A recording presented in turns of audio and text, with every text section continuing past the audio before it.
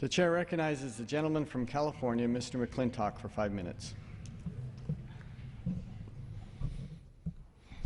Thank you, Mr. Speaker. A crisis is not a good time for inflammatory rhetoric or ad hominem attacks.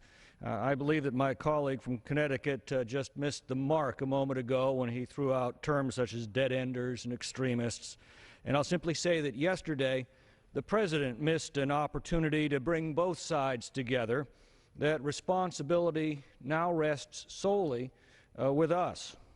Nobody on the Republican side of the aisle wants to see a government shutdown or a credit default. Let's make that clear.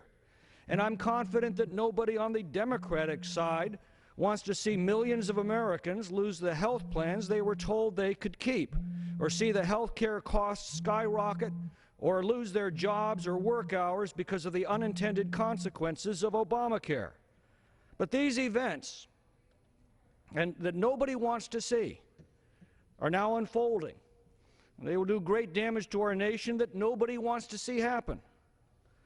If we agree on these fundamental issues, our course should be clear, and it's only blocked by the kind of partisan division that we heard yesterday from the White House and a few moments ago. We can avert these calamities and redeem this institution if we can put aside the name-calling for a few days and get down to business.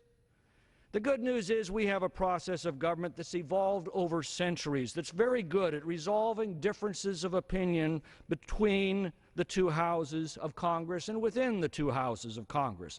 And in this case, there shouldn't even be much to resolve. All of us want to see the government stay open. All of us want to see the government's credit preserved.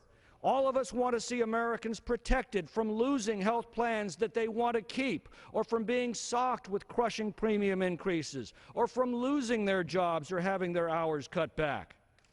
If we're all agreed on these objectives, isn't the appropriate course self-evident? Senator Manchin seems to have laid it out very clearly the other day. A temporary continuing resolution to keep the government open, a temporary increase in the debt limit while we complete the normal appropriations process, and a temporary delay in Obamacare until the unintended consequences of its mandates can be corrected.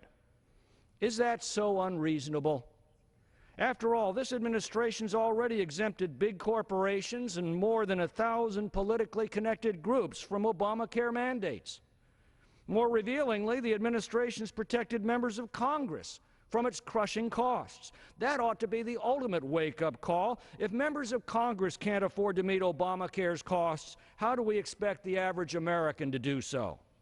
Why not give everybody the same relief by delaying these mandates until the law can be replaced with provisions that actually fulfill the promises made to the American people when it was enacted? I don't like continuing resolutions at all. Congress has a responsibility to superintend the nation's finances, and it's developed an appropriations process that requires painstaking review of every expenditure of this government. That review involves countless hours of committee work, scores of hours of floor debate, and hundreds of individual amendments. Continuing resolutions cast aside this work and abandon Congress's responsibility over the nation's finances. They shift enormous authority to the executive branch that the founders never intended. I had hoped to be done with continuing resolutions. Those who enacted Obamacare, no doubt, hoped it would lower health care costs and help the economy. Sadly, events in this imperfect world can often disappoint and transfigure our fondest hopes. We've not completed the appropriations process. We need additional time to do so, and we need to correct the damage being done to existing health plan holders and employees by Obamacare. If we could all agree on these objectives, then our course should be clear to all of us. We should fund the government long enough to complete the normal appropriations process, and we should delay Obamacare long enough to preserve the jobs, working hours, and existing health care policies of the millions of Americans who are now losing them. So let's cool the rhetoric and do what this institution is designed to do. Come together in support of the objectives upon which we all agree for the good of the nation and the people who have entrusted us with its care. I yield back. The gentleman yields back. The chair recognizes